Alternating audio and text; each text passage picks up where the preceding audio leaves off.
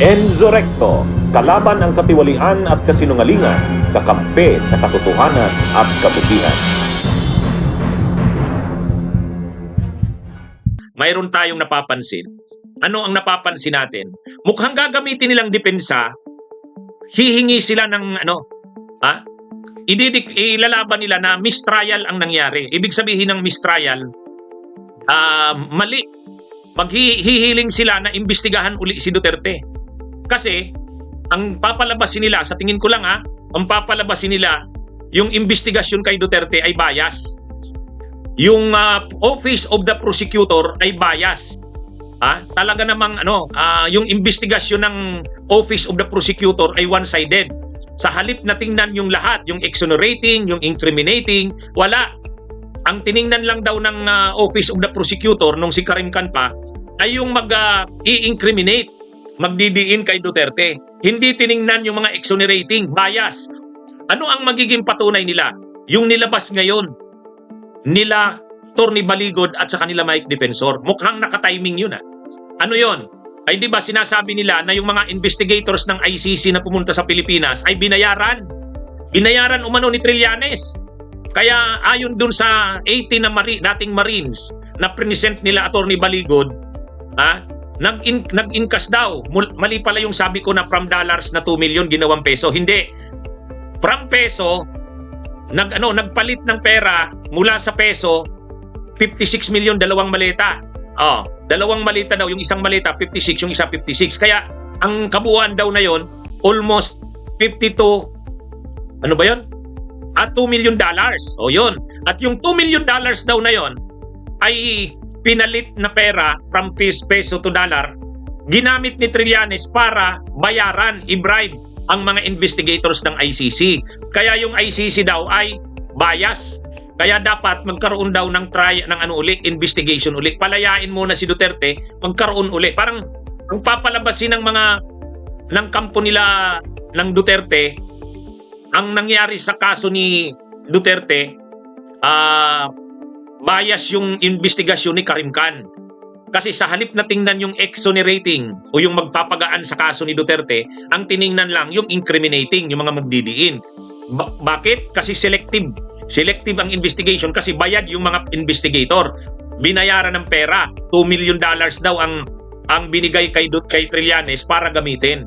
Kaya, kumbaga ang nangyari ngayon, papalabasin nila na ang ICC investigators ay ang findings nila sa simula't-simula pa lang yari na.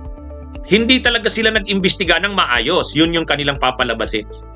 Parang nakikita na natin ganun ang Kasi ano ang timing nung nilabas nila? 'Di ba inilabas nila na mayroon daw mga pumunta ditong ICC investigators, tapos si Trillanes ang nag-entertain sa mga yon, tapos binigyan si Trillanes ng $2 million, pinalit yung pera from peso to dollars kasi ibibigay doon sa mga investigators ng ICC. Kaya naman yung investigators ng ICC, hindi na daw fair o patas ang investigasyon.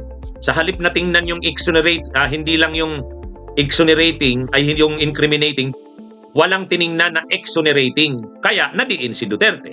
Kasabwat pa daw dito si Karim Khan. Kaya yung akusasyon ng parang ang lumalabas, ang gagamitin nilang issue, bayad, bribe.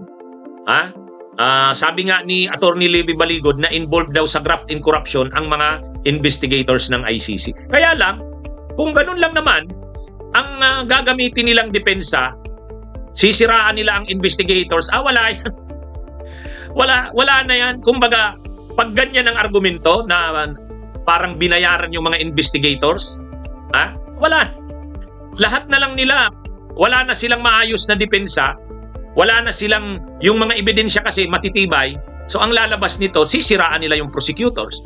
Bayad ang mga prosecutors. At ang ipapakita nila, yung sworn affidavits ng dating mga Marines daw. Wala yun. Kapag ganun, yun? Fake news yun. Fake news yun. Kung ano-ano na. Kasi hindi nila kaya talagang depensahan. Wala, tambak ang ebidensya eh. Anong gagawin mo doon?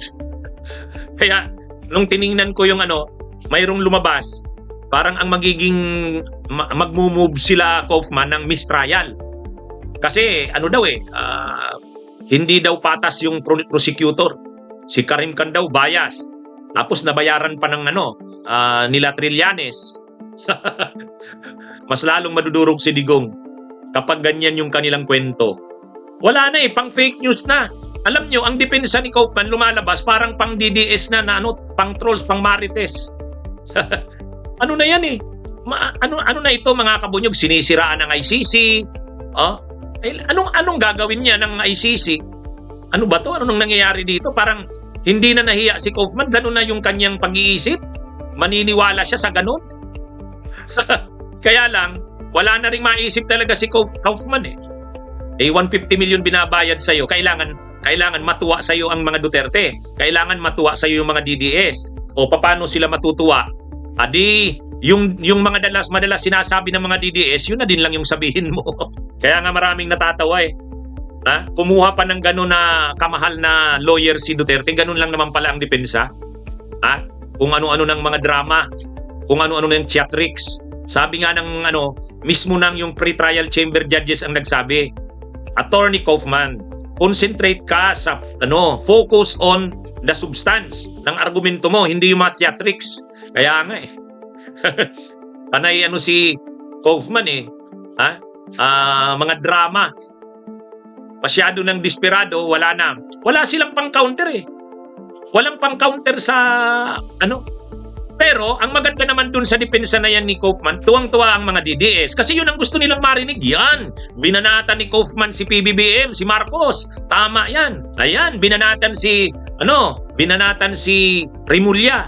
Ang problema pagdating sa mga judges. Pagdating sa mga judges, pwede ba yun?